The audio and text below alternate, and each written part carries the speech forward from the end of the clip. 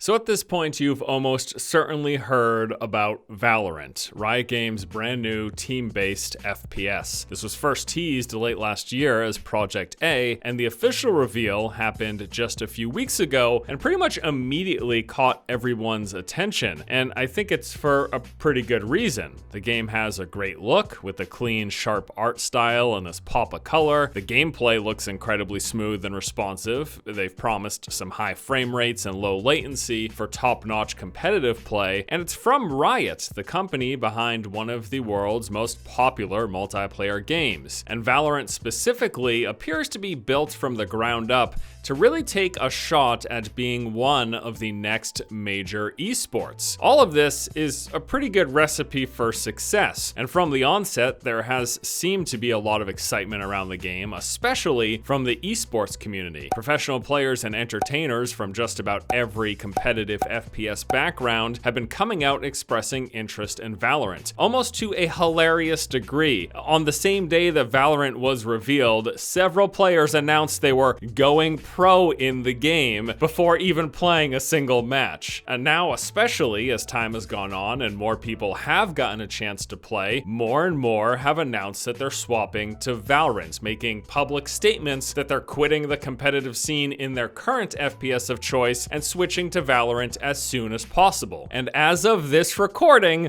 the beta hasn't even started yet. And then you have the content creators with YouTube channels springing up making exclusively Valorant videos, or existing channels with a history of covering FPS games revealing that they'll be swapping to Valorant coverage. Many FPS streamers are doing the same thing. There's clearly a massive amount of excitement from people who earn a living playing, talking about, and covering games when it comes to Valorant. But it's not all just pro players and content creators. Interest in Valorant appears to be casting a pretty wide net. Even the most casual of gamers that I follow on social media have been interested in Valorant, likely for all the reasons that I mentioned earlier: the appealing look, responsive looking gameplay, and the fact that it's from Riot. Of course, League of Legends is known as the more casual, player-friendly of the two major MOBAs out there, and as such, it appeals to a much larger player base. Although early signs are pointing to Valorant not being very casual-friendly and much more similar of an experience to what you get from the game's obvious inspiration, CSGO. We'll have to see how much fun gamers with less time on their hands are gonna have in an FPS that rewards pixel-perfect headshots and smoke throws from across the map. Maybe character abilities will help offset that, I don't really know.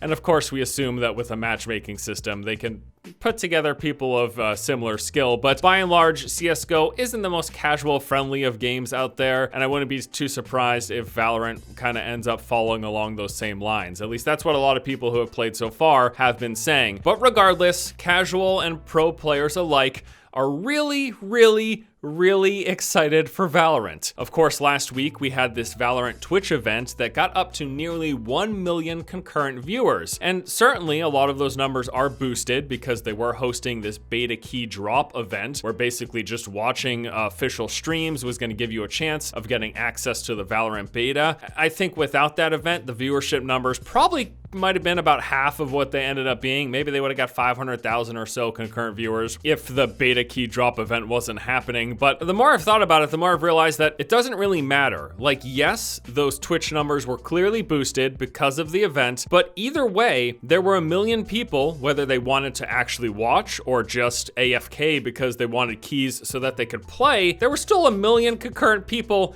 actively engaging in a chance to be involved with Valorant one way or another. So that's still a ton of interest in the game. However, I do have to say, as someone who watched/AFK'd for about a full 8 or 10 hours that day and ended up with jack squat, kind of an annoying way to hand out beta keys. I didn't exactly love it. Just let me sign up with my email for a chance to get randomly picked rather than making me AFK have. No one made me do anything, I know. No one deserves a beta key for a game, but it's all just a big marketing thing, and I didn't exactly love the way that took place. But regardless, regardless, I still want to play Valorant, and a lot of people are still clearly interested in Valorant.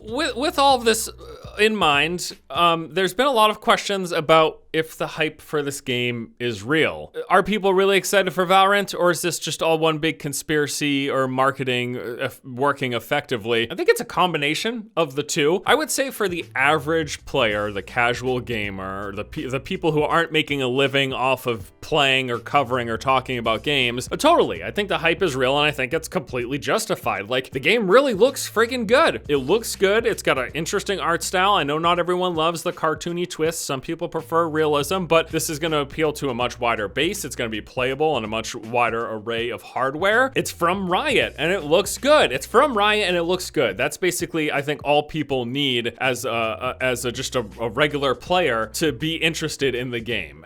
If is it going to last for the long term? Of course, no one knows at this point. A lot of people who have been playing have said that it's got some potential to last quite a long time and be a very successful game. But those opinions, of course, might be a little tainted, might be a little biased because of the people who have actually played the game are the ones who make a living off of gaming. So let's talk about that. The pro players, the streamers, and the content creators. So far, there's been like universal praise and excitement. Everyone who's played it has said, this is amazing. I can't wait. We're super hyped. We're so excited. This game is going to be the next big thing. And this has raised some questions pretty much everywhere I've looked as to like whether or not these people are being paid. If I dig far enough in the comments, there is inevitably someone saying, all of these people have been paid. There's no way everyone's this excited for the game.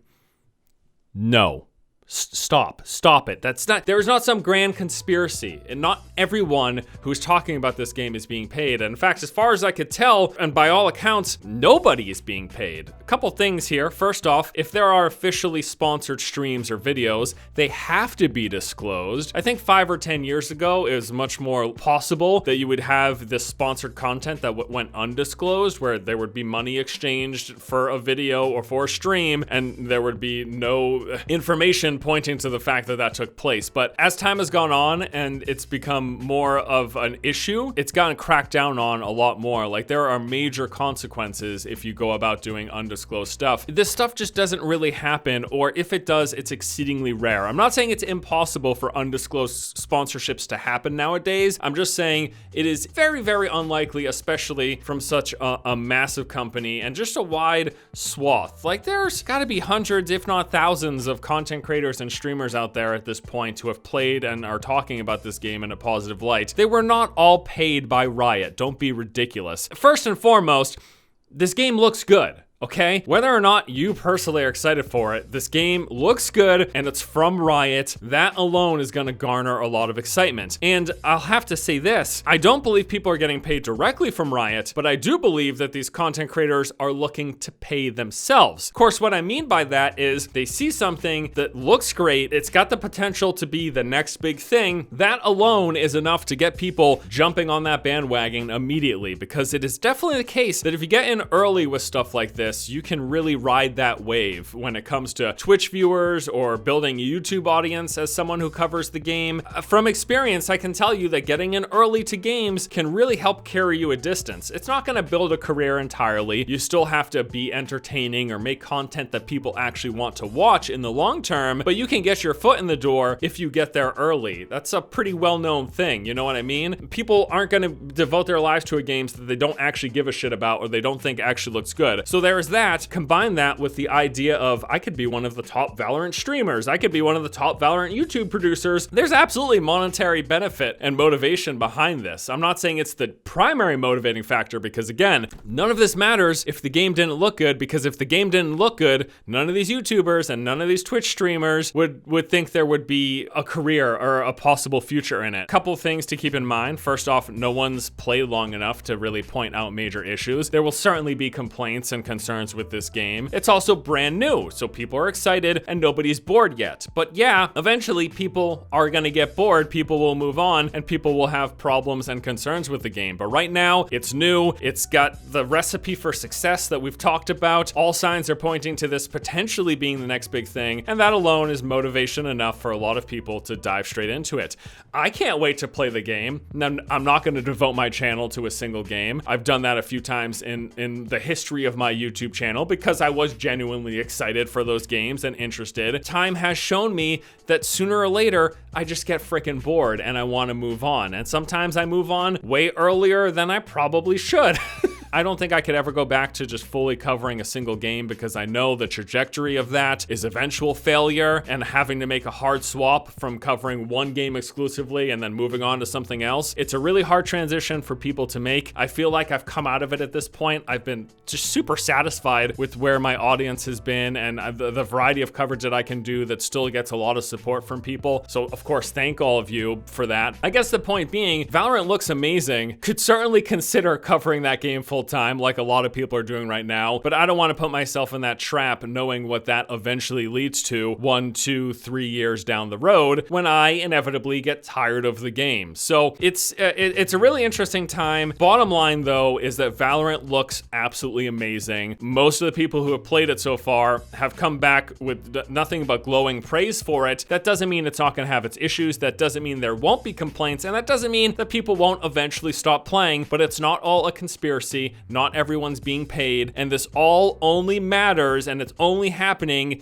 because this game does look that good, and people think it has the potential to be that next big thing. The hype is absolutely real, but realize what we have at play here, because people's careers and livelihood and paying for the lights and the cameras and the microphones, that is all wrapped up into this as well, and that's really not going to go away anytime soon unless this like people watching people play and talk about games just takes a massive drop in the next 5 or 10 years, which is possible. Who knows? This wasn't a career 15 years ago. It is now, but is it going to be a career in 2035?